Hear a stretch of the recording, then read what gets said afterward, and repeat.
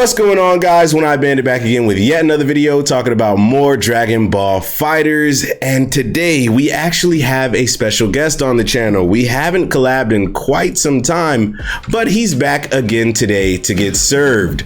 Introduce yourself, my guy. What's going on, guys? OneEyedBandit here, back again with another episode of Dragon Ball FighterZ. You know, fellas, it's funny because we actually just did this take and I wasn't recording Blue, so it's funny how that was still funnier the second time. But I tried to copy you word for word, but your intro is kind of iconic.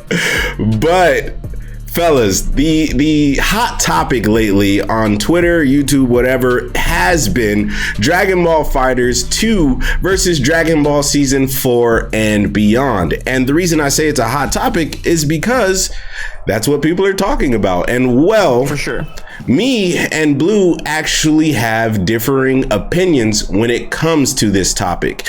And the plan today is to actually debate it out and see which version of the game could quite possibly be better overall. I want Dragon Ball FighterZ 2 for differing reasons. He would like Season 4 and beyond for differing reasons. And because he is the guest on the channel today, I think it is only right for him to lead the floor with this first. That sounds good to me. Before we get started, dudes, be sure to like, share, and subscribe. Bandit is a very good FighterZ YouTuber, and we're trying to push him to 4K before the end of the year. I think we're super close, right? Yeah. It's the goal, which is funny, was 3K before the end of the year, but we smashed that, and that'd be sick if I got to 4. Bro, your subs love you. Your subs love you. That's insane. I hope they do. So I hope they do. All right, look. As much as I respect your grind and your channel, I think I have the only winning side of this argument. Dragon Ball FighterZ does not need a sequel. Okay. And here's why. Everything about it still is gorgeous. I remember the first time I opened up this game, I didn't even like Dragon Ball games because everything had let me down. I never caught on to the Xenoverse wave. I understand that I missed that completely. But the thing about it is, when I looked at it, I repeatedly told myself, and at the time then my girlfriend, this is so hard to look away from. I think the timeless graphics are going to hold up for years to come because it does look so much like the source material. You're not wrong. I mean, I guess they could upgrade the cell shading for a sequel, but they actually don't need to. With as big of a change as Season 3 was for the game, if they keep doing that in Season 4, hell, Season 4 they add a function netcode, custom skins, anything along those lines, this game is just timeless. And I don't want to pay so much money for DLC that I've already bought. And every single time they launch a brand new game, it's a smaller roster. Yeah. So they would have to have some huge system mechanic changes to even justify me buying a sequel, as opposed to keep this game going as a, what did you call it? Game for service model? Yeah, I think that's what essentially games like Fortnite or Destiny 2, Destiny 1, all right, Apex Legends. Hit the dislike. You just compared Dragon Ball Oh my FighterZ to gosh, Fortnite. no. Games like those are what are called acts of service games. These are games that literally introduce something new every single season. They work on it constantly, and that is the type of model that Blue is pushing for Dragon Ball FighterZ Season 4 and beyond, right? Yeah, no, that is not only it's probably not a good wave in the video game industry. I mean, with the content grind and the big old loot box controversy, but FighterZ has never had that. I'd gladly shell out some more cash for upgraded, customizable characters. I mean, come on, this game has aged so well. Yeah, you're right. And I mean, that's the thing, though. That's the thing. He's completely right. But all right, 5 minutes in. But fellas, let me tell you my version of how I think Dragon Ball FighterZ should do this, right? Well, FighterZ 2 is obviously coming, I believe. obviously, this game, Dragon Ball FighterZ 1, did so well. It still is selling copies. Just sold 6 million copies, almost like last week or something like that. I don't even know what it was, but it just sold 6 million copies still to this day, meaning they are still gaining money. And because this is a Dragon Ball title, this game is almost nothing without the Dragon Ball skin over it. Because this is Dragon Ball, anything new they put out will sell. And with that being said, I think that Arc System works. The reason that we don't get things like customizable skins, like newer, even like more drastic changes, is because instead of things going into one ear and out of the other, I personally think that they are shelving all of this information. They are containing it all in some little box, Pandora's box, down in Arc System Works' basement, right? They're holding it there for a game like FighterZ 2. Even though you can take a game like Fortnite, once again comparing FighterZ to Fortnite, I'm sorry, hit the dislike button if you want, but even though you could take a game like Fortnite and give us all of these different skins, make us pay for it, yada yada yada, FighterZ 1 didn't have to do that with, you know, the custom colors, not custom because they're predetermined, but with the colors that we already have. We have been asking for alternate costumes since the game came out. And the reason I think they are shelving this information is because you don't want to put all your eggs in one basket. You give us something like, hey, there's going to be customization in the next game. People are going to buy it and they're going to love it. And on top of that, we most likely wouldn't have to pay for it. So there's that. Granted, the only thing you might have to pay for is the next DLCs that are coming out. But the thing is about a FighterZ 2 as well, like I was saying on Twitter, is the possibility of having to start over with a smaller roster. But imagine if that roster, if they decided, you know what, FighterZ 1 was all about Z characters and introducing Super and GT characters and all these different DLCs into the game. What if FighterZ 2 starts off with, hey, GT characters first. You get your Super Saiyan 4 Goku, Super Saiyan 4 Vegeta, and then the rest of the DLCs, everybody would be upset about this, I already know, but the rest of your DLC is characters like Super Saiyan Goku, but he'd be even more badass because he wouldn't be the exact same character. You know, we would get a smaller roster, but a change in mechanics, a change in completely different combos for every single character that came out.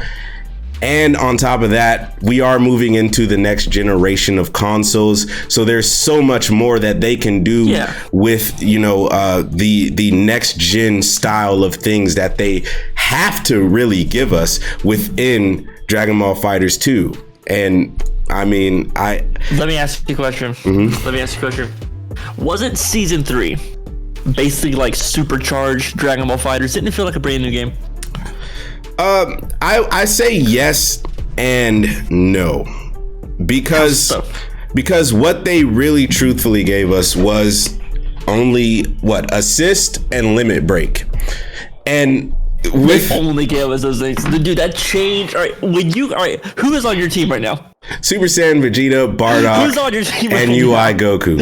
Listen, name the two best brand new assists that dropped in Season 3. Listen, man, I one of them. All right, listen. But listen to what you're saying though. They only gave us assist, right? Yes, they changed the way the game may play a little bit. You know, extra damage, different routes, block stun, limit break is insane. And the funny part is, these are all things that most people will say that they don't like about the game right now. I have heard that argument. And I love those mechanics, I'll be honest. Of course you do. But but at the same time, I think a FighterZ 2 gives us an opportunity to literally get a brand new game. I think I'm not sure how game developers work, but because they already have a base model, I don't think that there is much they can truly change and tweak within this version of Fighters without making a brand new game. Fair, but. My thing with this is, if we were going to get a Dragon Ball FighterZ 2 before Season 4, because every one of your subscribers can read the title of the video, we would know about it by now. You think so? Because the only reason, hold on, I gotta get my Dr. Blue voice. The only reason anyone, especially me and you on the content grind and on the back end of the YouTube, the only reason we would want Dragon Ball FighterZ 2 is for the hella hype that it would bring. Hell yeah, you're right. It would recharge the entire community because a brand new game is a brand new game. A brand new game. For sure. Definitely. However, they would need at least a year to build up that hype. Exactly. And that's what was going to be. Have to have one more season. Yeah, that's what was going to be. Season 4, announce it. That's what was going to be one of my next topic points, is because that is the takeaway that you would get is, would you rather Dragon Ball FighterZ 2 or would you rather Season 4? That is the true takeaway from this, because a FighterZ 2, it would need development. You would think they most likely have already started development on it. Bro, if they're working on FighterZ 2 right now and not some other shonen IP, I'm actually going to be disappointed. Hey, man, I think they are. I think because the game did too well. And so, because it's huge. Because of that, they would still need that year to truly get prepared for a new Dragon Ball game. And that's why I think if they were to, I think it'd be too much on their plate for them to do Season 4 and try to announce a new Dragon Ball game. So, but if you look even at the if DLC they do that they released, every character breaks the mold. We were talking about this. Yeah. You and I said that every character has a similar B&B. The playstyles are similar. The mechanics are kind of homogenous. Yeah. But ever since what? I'd even say since DBS, Broly, and Gogeta, they've been trying new things. Yeah, and it's amazing. You look at Roshi. Yeah, it's amazing. You look at Roshi. You look at Kefla. Kefla's kind of by the books, but you look at UI Goku. He breaks almost all the rules that they set in the first game. Yeah, they're definitely trying something. FighterZ 2. Yeah, they're definitely trying something with each release. Somebody gets something completely new that nobody else had. From the time that Roshi came out, well, UI Goku counts too. Yeah, from the time UI Goku came out to now, even Baby Vegeta, who we've seen can call in dead assist, which is nuts. And we don't even know what Super Saiyan 4 Gogeta will have, of course. These are all things that will be answered very soon. But again, we're gonna go ahead and wrap this video up. The true topic is, would you rather Season 4 Dragon Ball FighterZ with, maybe 4 new characters, or would you rather that brand spanking new one-eyed salesman? Would you rather that brand spanking new Dragon Ball FighterZ 2 with something completely different to blow everything out of the water?